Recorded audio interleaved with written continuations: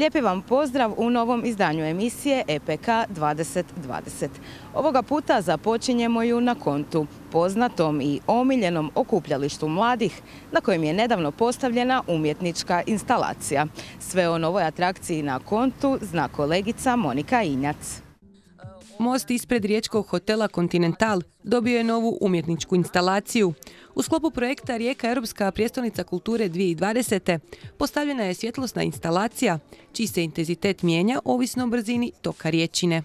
Hrvatska umjetnica Ivana Franke u suradnji sa finskim arhitektijama Peterijem Nisunenom i Tomijem Grundlundom napravila jednu svjetlosnu instalaciju koju su osmislili baš za Rijeku, tako da su istraživajući kroz Rijeku tražili lokacije interakcije koje su njima bile zanimljive i tako se dogodila ideja zapravo o Kontu. Umjetnici su instalacijom koja će biti postavljena do kraja 2020. godine htjeli osuvremeniti mjesto okupljanja mladih.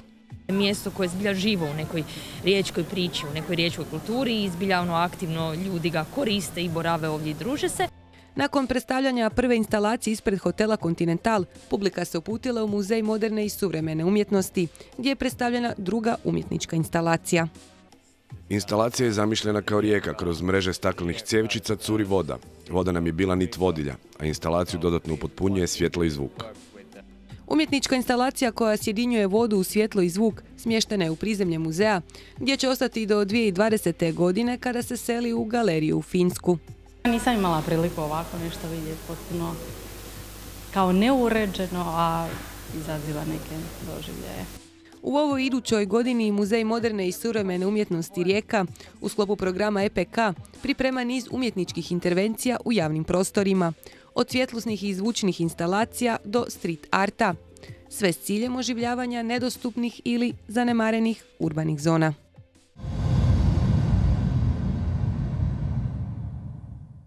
Tako je ovoga vikenda bilo na Kontu, a živo, čak življe nego obično, bilo je i na riječkoj ribarnici. Poslužila je kao savršeno mjesto za čitanje priča, priča o Kvarneru, okupljenih u zbirci Autorske bure. Trbuh grada Riječka ribarnica pretvorila se u idealnu scensku kulisu za neobične priče. Predstavio se zbornik naziva Autorske bure u kojem je svoj trag ostavilo 16 pisaca s područja bivše države.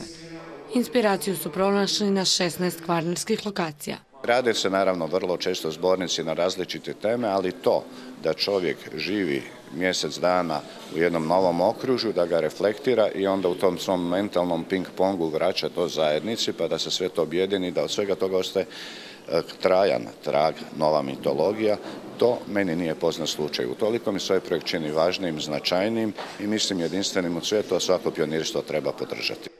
Priče su ispričali mladi glumci Riječke akademije primijenjenih umjetnosti. Prostor ribarnice je zapravo užasno interesantan jer ti trebaš na svu tu akustiku i ječenje se naučiti govoriti, mislim, u takvom okruženju. Tako da je to jako zanimljivo. Gledaj tu arhitekturu, gledaj sve, to ti daje ti nešto tebi. Čim uđeš u prostor osjetiš energiju i možeš da igraš s tim prostorom. Selektorica programa bila je spisateljica Željka Horvat-Čeć, a autori i autorice su birani s mišlju na sintagmu luka različitosti. Izabrati pisce bio je zahtjevan posao. S obzirom da je funkcioniralo tako da smo mi slali pozive autorima, znači nije se išlo na natječaj, jer bi to inače još duže trajalo, bilo još kompliciranije. Međutim, imali smo nit vodilju koja i jest nit vodilja kompletno Europske prijestolnice kulture Rijeke, a to je luka različitosti. Tako da su autori birani upravo po tom principu, znači da budu različiti i stilski, po dobi, po spolu. Izabrani su renomirani književnici, ali i oni u usponu. Pisali su na jezicima s prostora bivše Jugoslavije. Tako da smo nekako pokrili, dali neki presjek književnika i književnica regiona, s obzirom da su gostovali autori, ne samo iz Hrvatske, već autori koji pišu na takozvanim BHSC jezicima. Među piscima se našla i spisateljica Nora Verde, kao predstavnica LGBT populacije. Mislim da je Nora Verde jako važna u hrvatskoj književnosti. Htjeli smo pokriti, kao što sam već ranije napomenula, kompletno, znači različitost, pa tako i LGBT autore i zbog toga je i Nora Verde naravno pozvana i ona je recimo bila u Bakru i izvrsno je odradila svoj posao. Odabrani autori i autorice od ožujka do svibnja 2018. godine boravili su u periodu od mjesec dana u različitim mjestima duž Kvarnerske obale i na otocima. Svima je bilo super i svima je bilo novo upravo to što su bili u malim mjestima.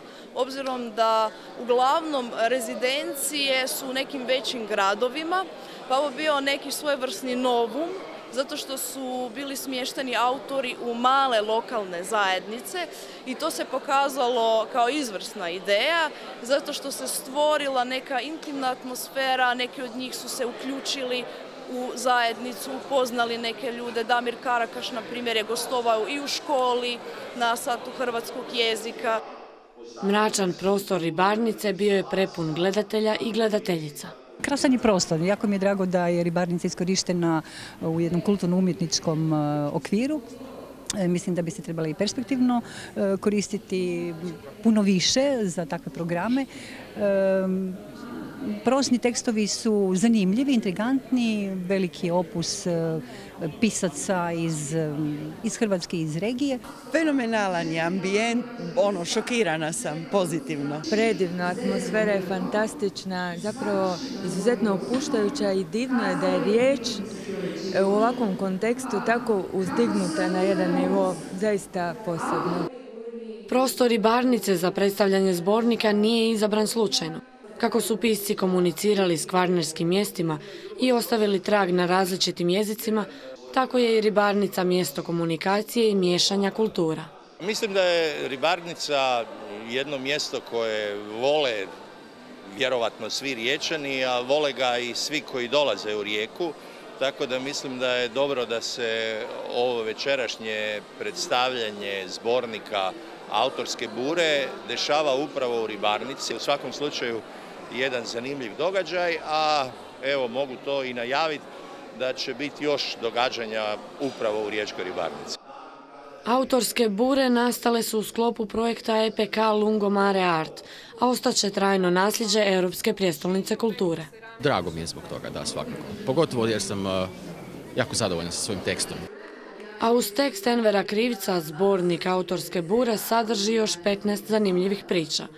Knjiga za čiji dizajn se pobrinuo Studio Sonda može se kupiti u knjižarama VBZ-a.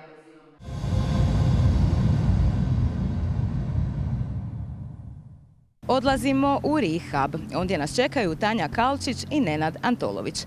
Naši današnji gosti predstavit će nam učionicu. Ne neku običnu učionicu, već EPK-ovu učionicu.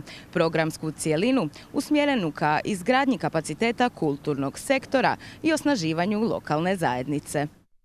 Dakle, kao što sam uvodno najavila, pričamo o programskoj cijelini učionica. S nama su Tanja Kalčić i Nenad Antolović. Dobar vam dan. Počet ćemo, evo, daćemo dami prednost. Tanja, što se zapravo radi u okviru programske cijeline učionica? Čime se ona bavi? To je zapravo program koji traje već neko vrijeme. Da, točno tako. Dakle, program učenja učionica Rijeke 2020 Europske prijestolnice kulture je program edukacijski koji je započeo još 2017. godine. Prvenstveno sa ciljem kako bi ojačao kapacitete kulturnog sektora, odnosno kulturnih djelatnika koji su zaduženi za provedbu programa Europske prijestolnice kulture, ali i cjelokupnog kulturnog sektora grada Rijeke. Dakle, program je podijeljen u 3 tematske cijeline, kulturni menadžment, upravljanje i vodstvo, zatim tehnička produkcija te razvoj publike i uključivanje zajednice. Sastoji se od čitavog niza kontinuiranih edukacijskih programa, što uključuje i seminare, razna predavanja, radnu praksu i tako dalje. Kome je zapravo namijenjen i koliki se broj zapravo sudionika uključio, koliko su se građani uključili? Pa do sada zaista kroz učionicu je prošao veliki broj građana, to je preko 1400 sudionika smo imali na programima. To su prvenstveno, kao što sam rekla, kulturni djelatnici, ali isto tako i predstavnici drugih sektora. Tanja, hvala. Nenade, evo dotakli su se, rekla je Tanja, mnogo programa u okviru učionice. Imamo li neke za izdvojiti? U biti i sama učionica je ustrojena prema jačanju kapaciteta što organizacija, što pojedinaca. Dakle, imali smo veliku sreću što se u programe učionice, kako i Tanja spomenula, uključilo više od 1400 ljudi. Istaknuli bi brojne seminare koje smo imali, počeši od uključivanja zajednice do razvoja publike, organizacije kulturnih događanja. Imali smo veliku međunarodnu konferenciju Brendiranje kulture koja je održana krajem veljače ove godine.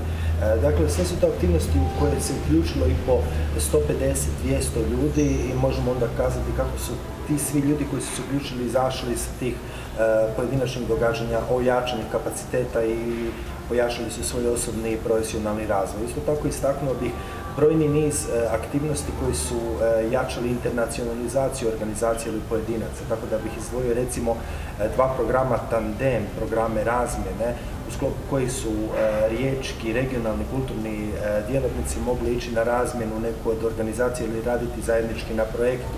Tu je isto bio primjerice Lab for European Project Making koji je povezao 3 buduće prijestolnice kulture, dakle Rijeku, Novi Sad i Temišvar, također su zajednički radili na programima. Ovaj svibanj smo imali snažan seminar vezan uz kulturne mreže i kulturno umrežavanje, u sklopu kojeg smo dan kasnije imali jedan odličan program gdje su francuski kulturni operateri imali priliku networkinga sa hrvatskim na različitim poljima, tako da bilo je stvarno puno šansi za uključenje se. Tu su i kontinuirani edukacijski programi. Tanja, možemo li znati nešto više o tome? Da, naravno. Kontinuirani programi se sastoje prvenstveno od intenzivnih radionica, raznih predavanja, mentorske podrške i radne prakse. Tako da kroz te kontinuirane programe u biti sudionici, predstavnici raznih organizacija ili pojedinci su imali priliku kroz duži period, 6 mjeseci, neki čak su trajali 1,5 dana, proći kroz zaista intenzivnu edukaciju u području razvoja publike, tako da imamo jedan od tih kontinuiranih programa koji se zove Applause Please, koji je nedavno završio, na kojem su sudjelovali prvenstveno kulturne ustanove grada Rijeke. Zatim razvoj organizacija koje smo radili u suradnji sa udrugom Smart, na kojem su sudjelovali isto tako predstavnici raznih inicijativa koje pak pokreću nove udruge ili pak imaju nekakve udruge u nastajanju i tako dalje. Zatim produkcija u kulturi, vrlo zanimljiv kontinuirani edukacijski program u kojem su sudjelovali nezaposlene osobe, ali isto tako osobe sa iskustvom rada u produkciji, koja, rekla bih, rezultirala time da je nekolicina nezaposlenih pronašla posao u kulturnom sektoru, što je vrlo zanimljivo. Isto tako su neki od njih imali priliku sudjelovati na radnoj praksi i posjetiti Manchester Day, odnosno raditi na Manchester Dayu kao producenti ili pak na Exitu u Novom Sadu. Također tu bi još spomenula i kontinuirani edukacijski program tehničke produkcije koje smo radili u suradnji sa Kulturom Novom iz Zagreba, gdje su polaznici i iz Zagreba i iz Rijeke imali priliku sudjelovati na raznim radionicama vezane za tehničku produkciju. Ja bih se nadovezao, kako je recimo Hugo de Grip, istaknuti kulturni menadžer, istaknuo, on je bio jedan od predavača na našem programu i kazao da je ovo što mi radimo po jačanju kapaciteta bi trebao biti model za iduće EPK gradove, tako da doista se možemo pohvaliti dobrim referencama, dobrim brojkama i ojačanim individuama i organizacijama. Isto tako kod kontinuiranih programa istaknuo bih kako upravo traje još jedan kontinuirani program. Radi se o programu društveno odgovorne kulture i umjetnosti koji je učionica organizira u suradnji sa udrugom Domino. Trenutno su ovdje, dakle, od ponedjeljka 14. do srijede 16. dvije izvrsne predavačice iz Barašnikov art centra iz New Yorka. Tako da pozivamo i ovom prilikom, tako je, neka jednostavno dođu sutra u 12 sati u Rehab i pridruže se, vjerujem da predavačice neće imati ništa protiv ukoliko se još netko željan znanja na području razvoja publike, fundraisinga i marketinga pridruži sutra odnosno u utorak u Rehabu. Još bi se samo nadovezala na Nenada, vezano za prepoznatljivost učionice na međunarodnoj razini, ali i nacionalnoj. Nedavno nas je grad Varaždin pozvao da pripremimo program jačanja kapaciteta kulturnog sektora grada Varaždina, specifično za njih, prema njihovim potrebama. Tako da je nedavno potpisan sporazum između Rijeke 2020 i grada Varaždina i program bi trebali pripremiti do kraja ove godine koji će krenuti sa implementacijom u idućoj godini. Znači kreće suradnja i sa Varaždinom. Da, tako je. Ne smijemo zaboraviti, Nenade, spomenuti i IATM. Tako je. Da, evo, ako smo kolegica i ja malo ovako izmoreni, to znači da stvarno puno radimo na samoj organizaciji IATM Plenary Meetinga, s obzirom da je to jedan izrazito zahtjevan projekt. Radi se o najvećoj mreži izvedbenih umjetnosti koji ima veliki broj članova, više od 500 njih, i Rijeka će imati tu privilegiju da ugosti njihov drugi plenarni sastanak ove godine. Dakle, od 24. do 27. listopada Rijeka će ugostiti preko 300 pojedinaca iz svijeta umjetnosti, dakle kazalištarci, ljudi koji se bave plesom, tu će biti cirkusanata, akrobata. Biće iznimno zanimljivo, oni će kroz tih 4 dana sveukupno slušati predavanja, biti na panelima. Isto tako organiziran im je i umjetnički program svakog dana, tako da vjerujem da će svi oni izaći iz Rijeke puni lijepih dojmova. Evo, dovoljno o važnosti IATM Plenary Meetinga. Ja ću iščitati neke gradove koji su do sada bili domaćini IATM Plenary Meetinga. Dakle, Rijeka se pridružuje Berlinu, Sofiji, Budimpešti, Berlinu, Glasgowu, Krakowu, Kopenhagenu, našim velikim metropolama koje su do sada bile domaćini IATM Plenary Meetinga. Tanja, učionica uskoro zapravo završava, ali pušta mnogo toga iza sebe. Da, učionica završava odmah nakon IATM-a. Zaista veliki broj građana je prošao kroz naše edukacijske programe i svakako po tome je Rijeka specifična jer je uložila jako puno u svoje ljude koji će ostati djelovati ovdje u kulturnom sektoru. Također imamo vrlo intenzivnu suradnju sa sveučilištem u Rijeci. Pokrenut je novi kolegij stručna praksa u kulturi koji se provodi već 2 godine, kroz koji studenti mogu odraditi stručnu praksu u raznim kulturnim organizacijama u Rijeci. Također, u suradnji sa sveučilištem pokrećemo i program cjeloživotnog obrazovanja koji bi trebao početi iduće godine. Mimo toga, također ostaće Rijeci i virtualna biblioteka, s obzirom da sva događanja snimamo i isto tako za većinu kontinuiranih programa i seminara smo izradili skripte edukativne koje su vrlo korisne, tako da će se sve to moći naći na internet stranici. Za kraj da spomenemo i suradnju sa školama, osnovnim i srednjim. Tako je, dakle, još kao nekakva dodatna vrijednost učionice. Izrazito smo ponosni što smo pokrenuli dobru suradnju i postavili na dobre noge sa osnovnim i srednjim školama. I to ne samo u gradu Rijeci i županiji, već i na državnoj razini. Dakle, ovu inicijativu je podržao Gradski odjel za odgoj i školstvo grada Rijeke, ali i županijski odjel, ali i Ministarstvo znanosti i obrazovanja koji je prijedlog programa koji su prilagođeni ili osnovnoškolskoj ili srednjoškolskoj djeci proslijedilo prema svim osnovnim i srednjim školama Republike Hrvatske. Za sada su povratne informacije izrazito dobre. Nas raduje zato što će programe koji su prilagođeni tom uzrastu pohađati, dakle, organizirano djece iz osnovnih i srednjih škola, ali raduje nas i proaktivnost pojedinih škola koje žele i predstaviti neke svoje programe, neke svoje predstave, neke svoje izložbe, tako da to je jedna suradnja koja nas izrazito raduje i koja je izrazito motivirajuća, s obzirom da je na neki način to ono radi čega smo ovdje i iznimno je bitno stvarati neku buduću publiku nakon što završi naš projekt. To je isto na neki način dio nasljeđa ovog našeg projekta. Hvala vam puno na razgovoru. Hvala.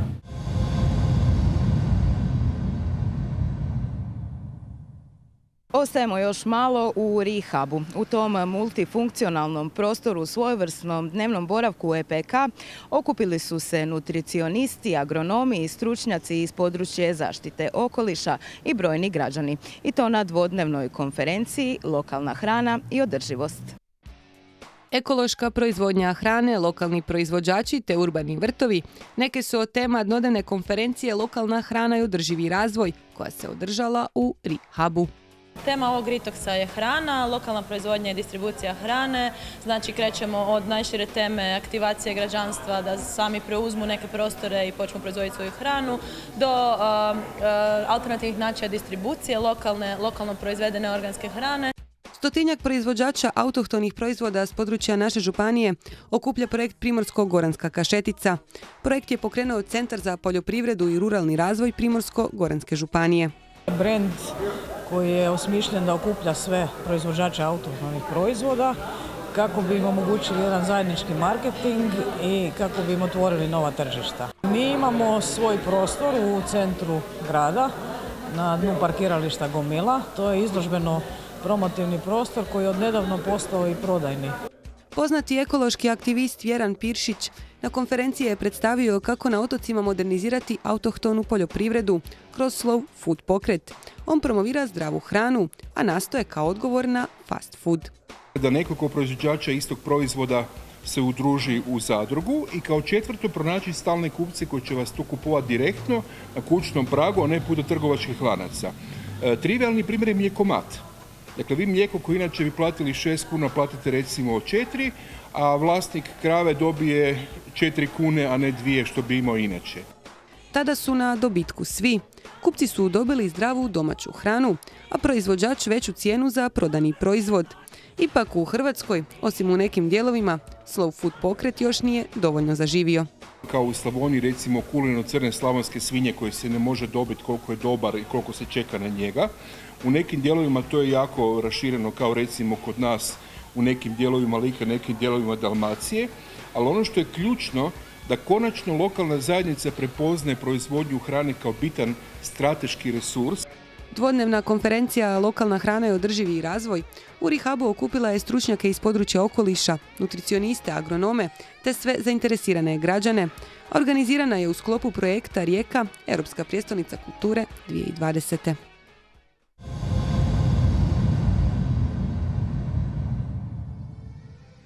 Stigli smo do kraja emisije EPK 2020.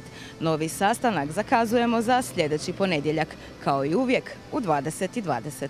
Doviđenja.